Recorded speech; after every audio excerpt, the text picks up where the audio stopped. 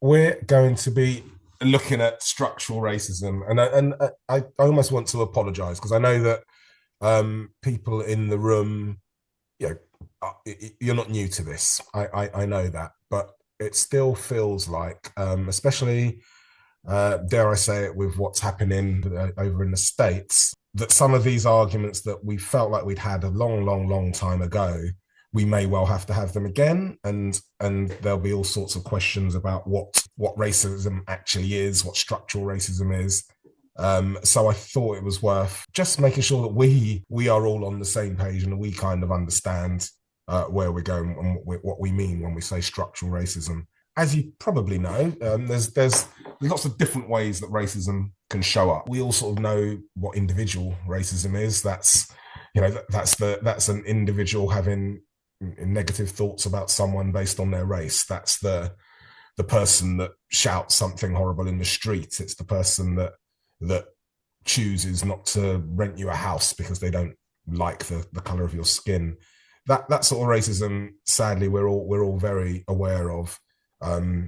Also, I think it's a sort of racism that most people who aren't of color kind of understand, because it's the cross burning, it's the that person is a bad person with the curly, the curly lipped and the shaved head or whatever, that sort of thing.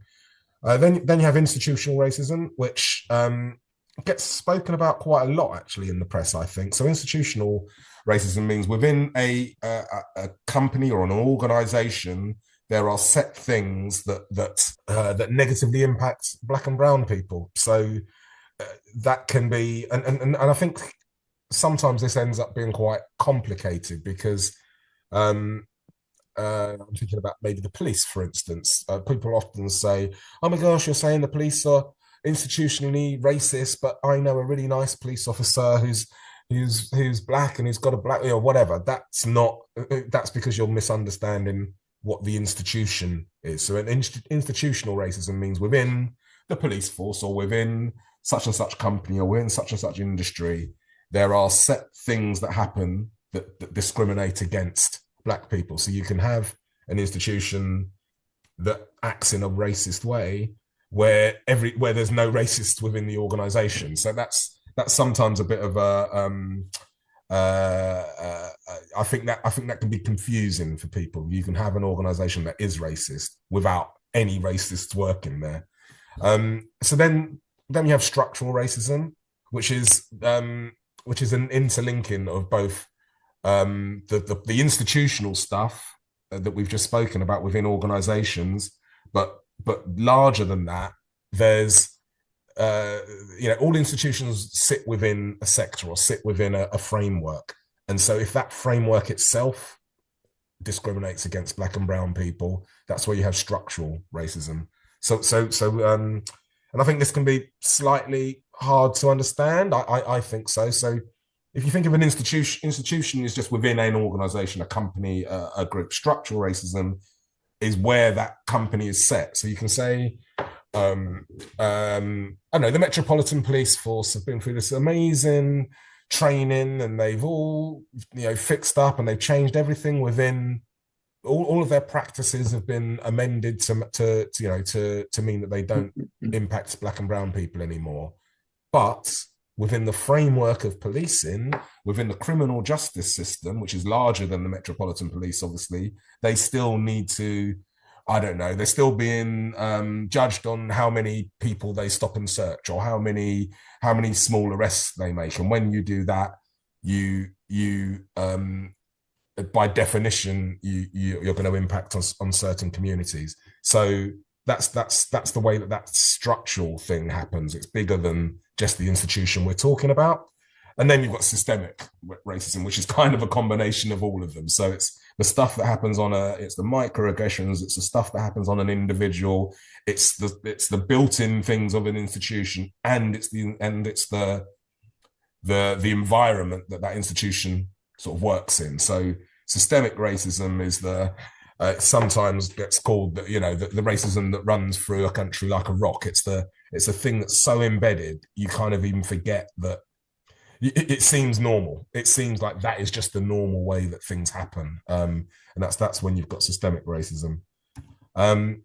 there's wonderful Dr. Kahende, who often, because we've been talking about the police, but it's often gets said when a police officer maybe does something bad, or that they're a bad apple. It's them. We just get that bad apple out, and then everything will be okay. As Kahende points out, it's the barrel, the actual way that the barrel is structured is bad, and as you can. You can, even if you put a good apple into it, eventually that good apple will be tarnished by the rot that's in the barrel. So it's not about plucking out individual officers or individual policies. It's about looking at the whole structure behind, the whole structure that holds it up. Okay, so why does this matter? And it feels like, okay, it's all just words, structural, institutional. The reason I think it matters is so as much as individual racism is horrible. It's horrible to be called something in the street. I've had it. It's not nice. It's not something that sits well with you. But compared to structural racism, which is much more endemic, it impacts not just you, it impacts your future generations.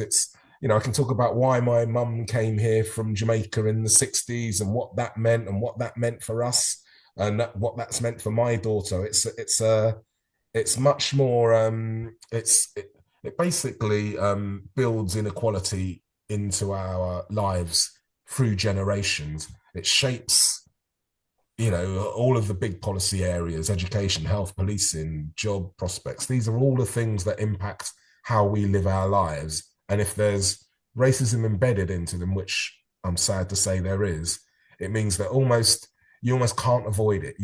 There's not a way of just living your life that doesn't somehow come across these issues. And it focuses on outcomes, not intentions, as I was saying. So let's get away from going, oh, so-and-so's a racist, or so-and-so is bad. Of course, they need calling out when that sort of thing happens.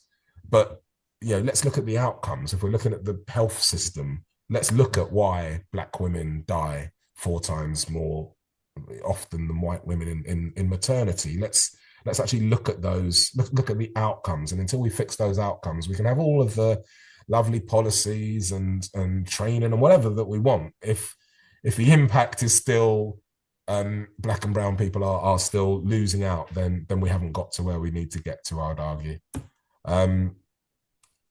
So let's as an example, I mean, I've spoken about policing a little bit. So when we're talking about policing and stop and search in particular, this is something that it matters to me personally. As a young man, I'm sure a lot of people have similar stories. Between the ages of about 12 and 22, I must have been stopped. I've stopped over 100 times. It'd be like every other week, me and my mates would just get stopped and searched. And I think people used to sort of say, oh, well, why does that even matter? If you haven't done anything wrong, who cares? I'm never arrested, never had anything to be arrested or to get into trouble on. It was just a constant thing that happened.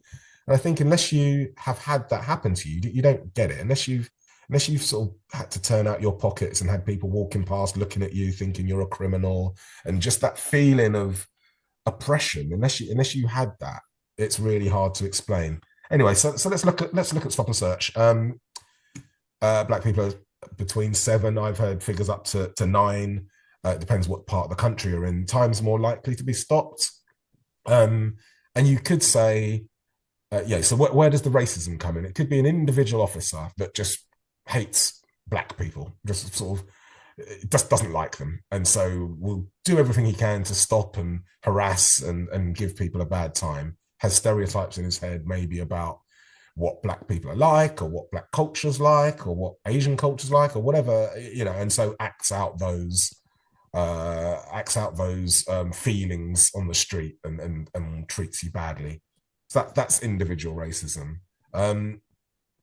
So the institutional racism there is that not only, I mean, I've put there lack of anti-racism training. I think that probably goes bigger than that. It might also be if your force are rewarded, as I said earlier, for how many stops you make, or how many arrests you make, then the easiest thing to do is to go to a working class area or area of lots of black people and just stop everyone. Eventually, you'll pick up some arrests and your figures look good. That's been shown to happen.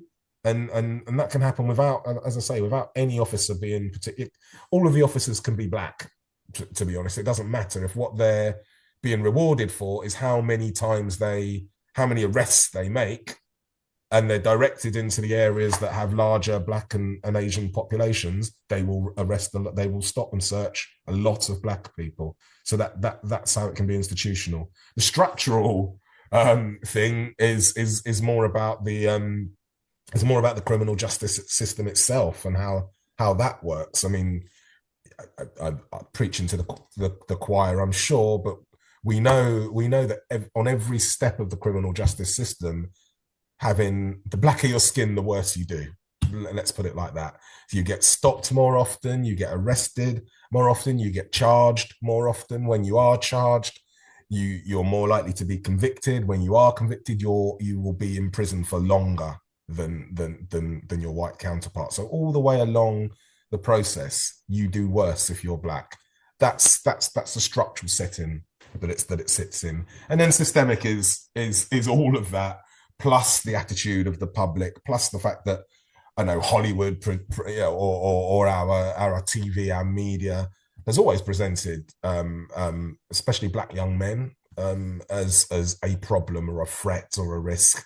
And if that's in your society, then of course it's in your police, and of course it's in the streets, and it follows even to, black people themselves aren't immune to we all live in this world as well. So we all live in a space where we might be encouraged to think that our neighbors are more criminally minded than they are, because that's the direction we're pushed in.